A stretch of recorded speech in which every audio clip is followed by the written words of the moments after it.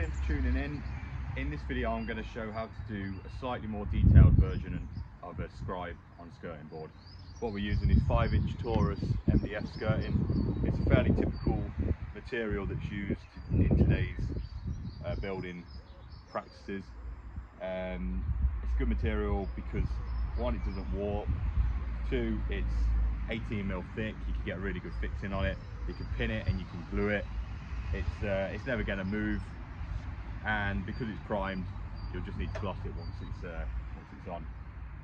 So what we're going to do is an internal scribe and an external mitre joint on a wall that's not completely 90 degrees.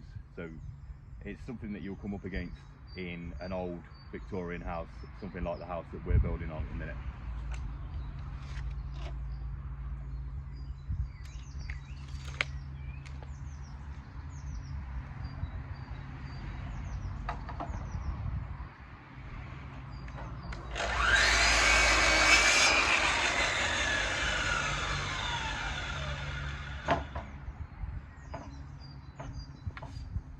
So what I've got to do is an internal scribe along this edge, which simply means I've got to scribe the moulding to fit against another piece of Taurus skirting board that's already fit.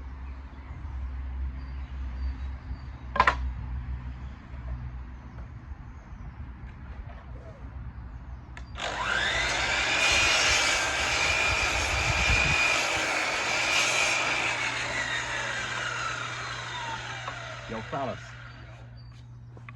So I've put a 45-degree mitre on there, and now what I'm going to do is, using a coping saw, I'm going to cut along this edge and follow the moulding.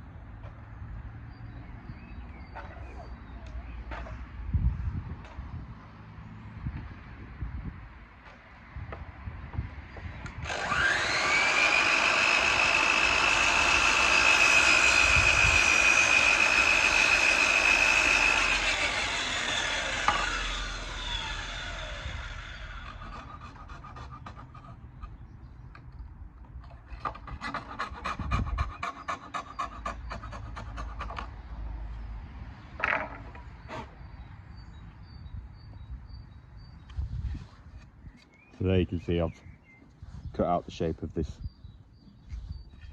That was a good test.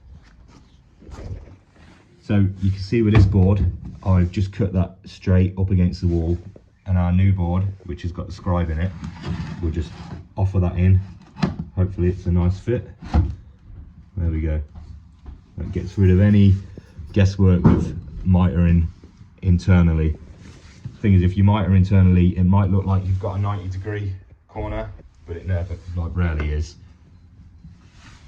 So what we do now, we'll push that up tight, and then we'll mark this back edge, and that will give us our external miter. Again, the reason we mark and don't measure is because although I put this angle bead on, and I believe I put it on plumb, you never know, because the floor, we haven't done the floor, meaning that the floor may not be completely level, which in turn, this is going to be exaggerated, but it could be like that. So if I come along here and mark it, as you can see there, that's not a plumb level line. So we'll go out and cut that one, and then we'll offer it back up and see how it fits. So here you can see this second line on the right, that's our line, which is the angle bead on the wall inside. So I've set the saw at 45-degree bevel, meaning that I'm going to cut for this external miter So now, usually what some people may do is just go straight for it, and it's on 0 degrees. Now the reason I've drawn that line is because I don't think that it's going to be on 0 degrees. It never is. And it actually is on in this case, which is good. So it means that the floor's level and my angle bead's plumb. So I'll just get that cut. So now we've got the internal scribe, which we know is a lovely fit.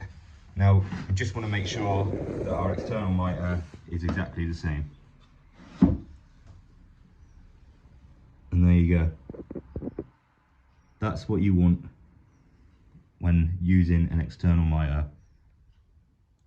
So now all I've got to do is fit this other side, get it all pinned together, and that's the skirting board in this little downstairs WC, all done. Always scribe your skirting boards.